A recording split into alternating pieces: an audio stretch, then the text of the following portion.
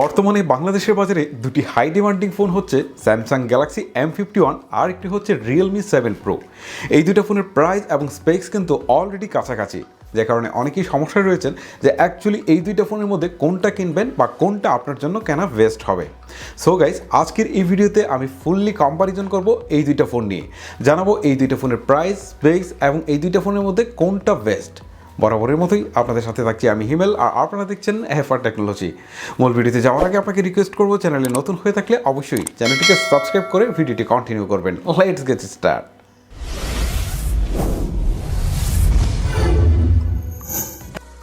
আমি শুরুতেই এই দুইটা ফোনের প্রাইস নিয়ে একটু কথা বলতে চাই, বিকজ প্রাইসের উপর ডিপেন্ড করে থাকে অ্যাকচুয়ালি কোনটা বেস্ট। রিয়েলমি 7 প্রো বর্তমানে এই ফোনটি আমাদের দেশে অফিসিয়ালি 8128 ভেরিয়েন্টটি পাওয়া যাচ্ছে 27,990 টাকা, আই মিন 28,000 টাকা। আর স্যামসাং গ্যালাক্সি M51 এই ফোনটি আমাদের দেশে বর্তমানে আনঅফিসিয়ালি 8128 ভেরিয়েন্টটি পাওয়া যাচ্ছে 28,000 টাকায়। আর এটি কিন্তু আমাদের দেশে অফিসিয়ালিও পাওয়া যাচ্ছে, আর অফিসিয়ালি এই ফোনটি আমাদের দেশে পাওয়া যাচ্ছে 34,499 টাকায়, যেটি 8128 ভেরিয়েন্ট। সো এখানে দামের দিক থেকে অফিসিয়ালি কিছুটা পার্থক্য রয়েছে, বাট আমি আপনাদেরকে বলি, আপনার ভিডিওটা যখন দেখছেন তখন হয়তো বা এমন হতে পারে যে এই ফোনটির প্রাইস নেমে চলে এসেছে 27,000 টাকা বা 28,000 টাকার আশেপাশে, কারণ স্যামসাংয়ের অফিসিয়াল প্রাইসগুলো কিন্তু খুব দ্রুতই ড্রপ করে থাকে। যেটা মার্কেটে আসে তার অন্তত 1 থেকে 2 মাস বা 3 মাসের মধ্যে এই ফোনটা দেখা যায় যে আপনার 4 থেকে 5,000 টাকা এটা ডিসকাউন্টে চলে আসে। সো এটা নিয়ে টেনশন করার কিছু নেই। সো প্রাইস আমি দুইটাকে প্রায় কাছাকাছি ধরে আলোচনা করতে পারি। তবে চলুন মূল ভিডিওতে যাওয়া যাক।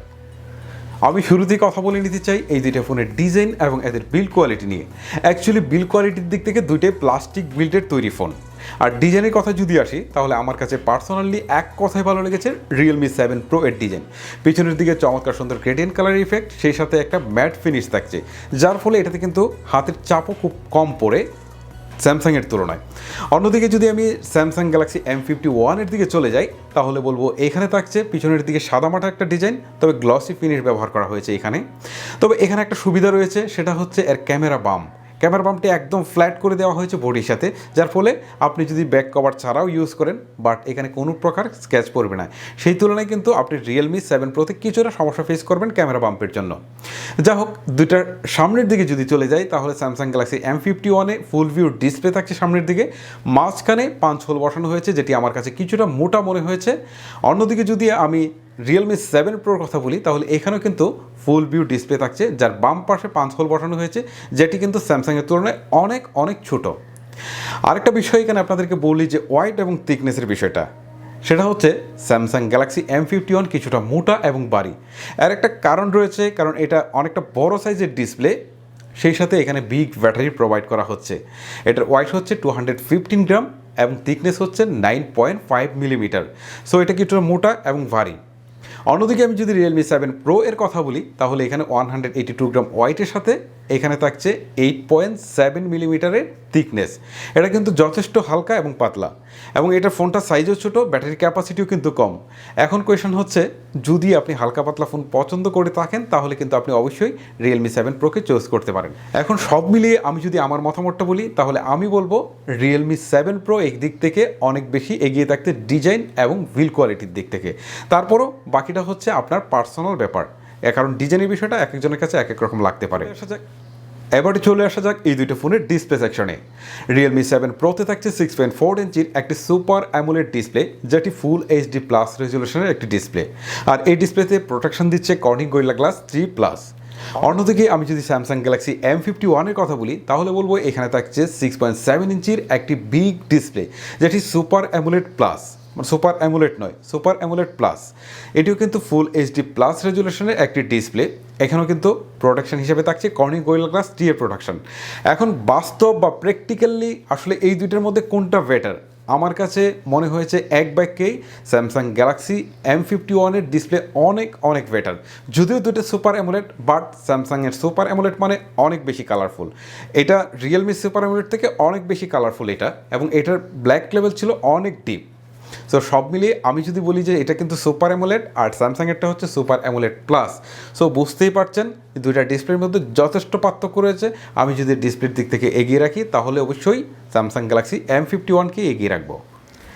এবারে চলে আসা যাক এই দুইটা ফোনের হার্ডওয়্যার সেকশনে। হার্ডওয়্যারের দিক থেকে এই দুইটা ফোনের মধ্যে খুব একটা পার্থক্য সাধারণত চোখে পড়বে না।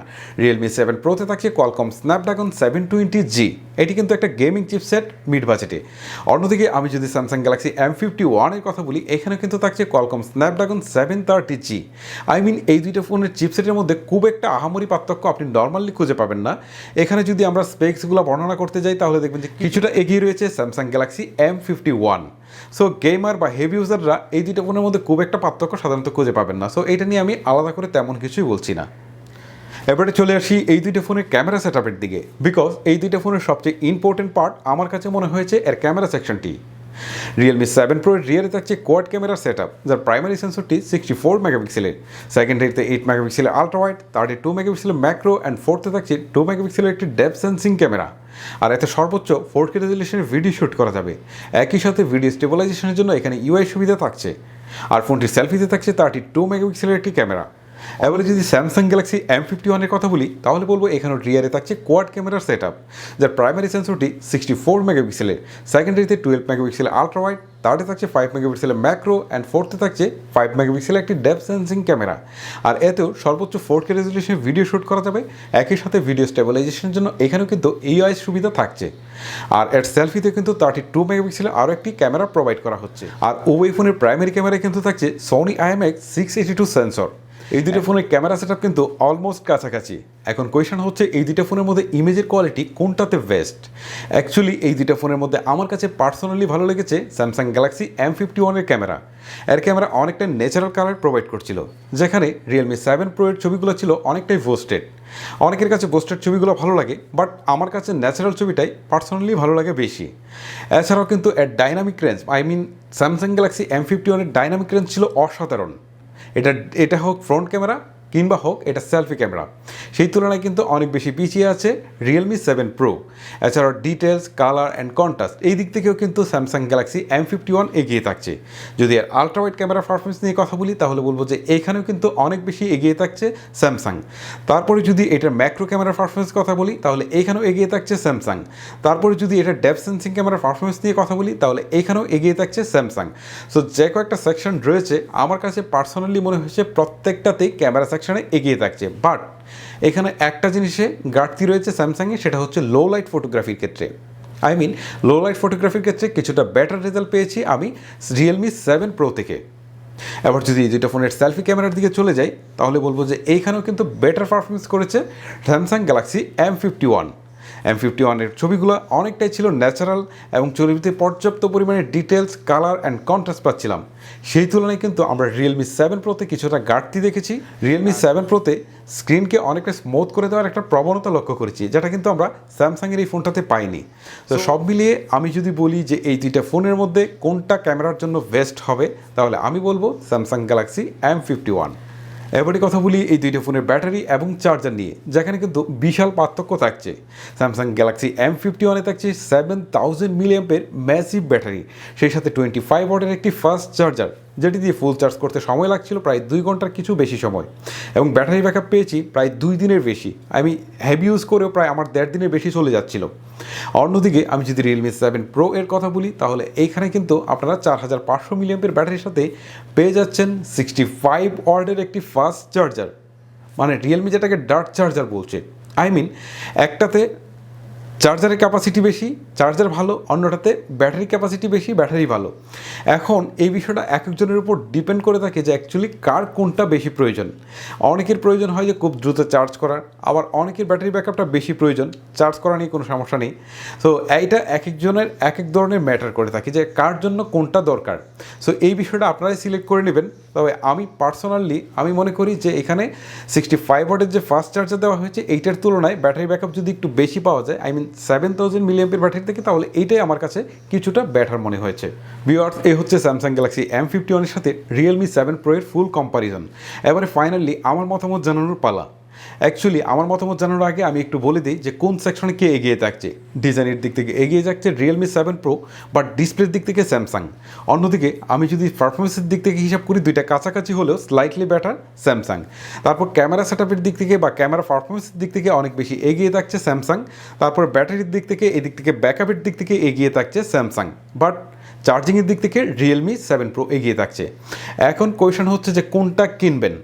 আপনার যদি ফাস্ট চার্জিংয়ের প্রয়োজন হয় এবং আপনার যদি ভালো একটা ডিজাইনের প্রয়োজন হয় আর বাকিগুলো অ্যাভারেজ, তাহলে আপনি রিয়েলমি 7 প্রোকে চুজ করতে পারেন। আর এই ফোনটা কিন্তু যথেষ্ট হালকা পাতলা।